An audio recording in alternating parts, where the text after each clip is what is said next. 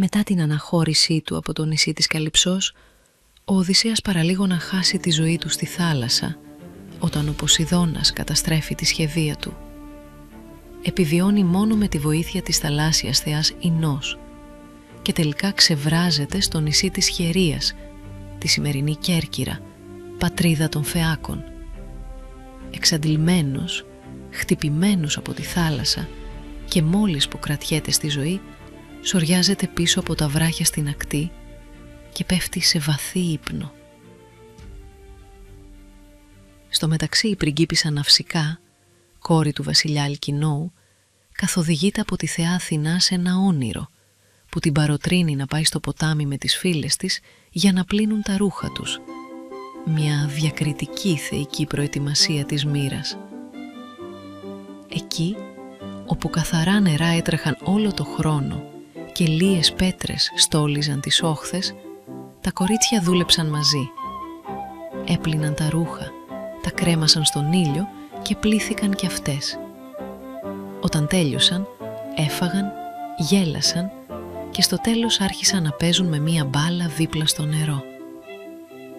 Οι φωνές τους αντιχούσαν, φωτεινές, ανέμελες, γεμάτες ζωή. Και αυτός ο ήχος ξύπνησε τον Οδυσσέα.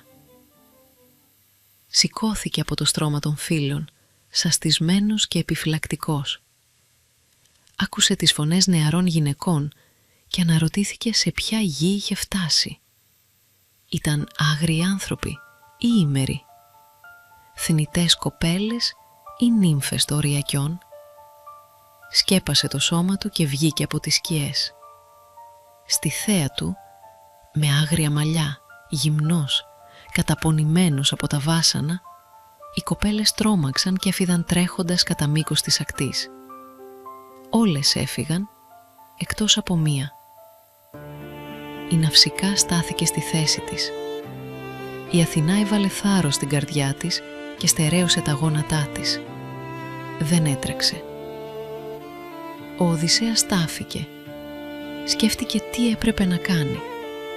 Να αγκαλιάσει τα γόνατά της όπως κάνουν οι οικέτες ή να κρατήσει απόσταση για να μην τη φοβήσει. Η σύνεση νίκησε την απόγνωση. Την θαύμασε και της μίλησε, χωρίς να ξέρει αν ήταν θμητή ή θεά.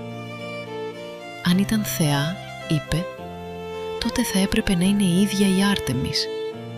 Αν ήταν θνητή, τότε μακάρι οι γονείς της και μακάριος ο άνδρας που κάποτε θα την έπαιρνε γυναίκα του.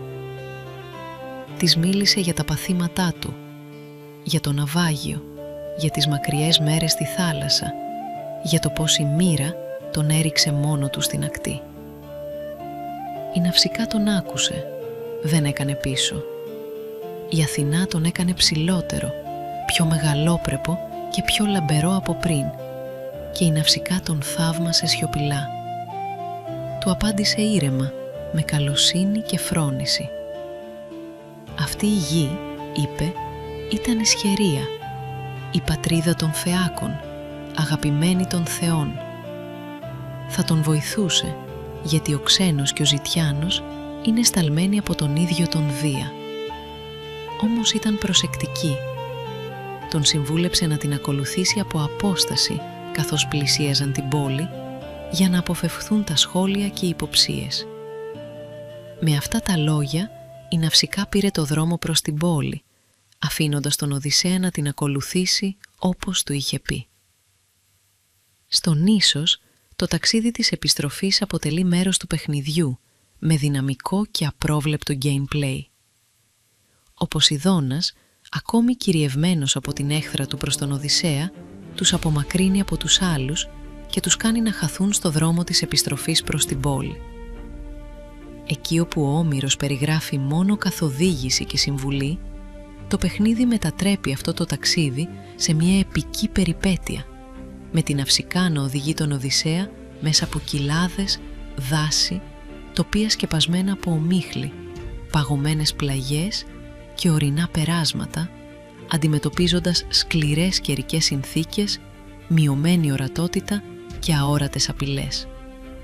Ο παίκτης αναλαμβάνει το ρόλο της Ναυσικάς, ελέγχει την Ναυσικά και πρέπει να διαχειριστεί μηχανισμούς συνοδείας, να διατηρεί την ορατότητα μέσα στην ομίχλη, να αποτρέπει το χωρισμό και να αποφεύγει ληστές και άγρια ζώα, οδηγώντας τον Οδυσσέα με ασφάλεια στο παλάτι του πατέρα της.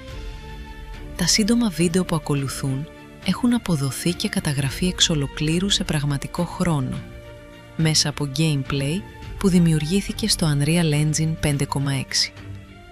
Παρουσιάζουν την αλληλεπίδραση των χαρακτήρων, την κλίμακα του περιβάλλοντος, τον δυναμικό φωτισμό και τα καιρικά φαινόμενα και αποτυπώνουν το ζωντανό κόσμο του νήσος χωρίς προαποδοσμένες κινηματογραφικές σκηνές.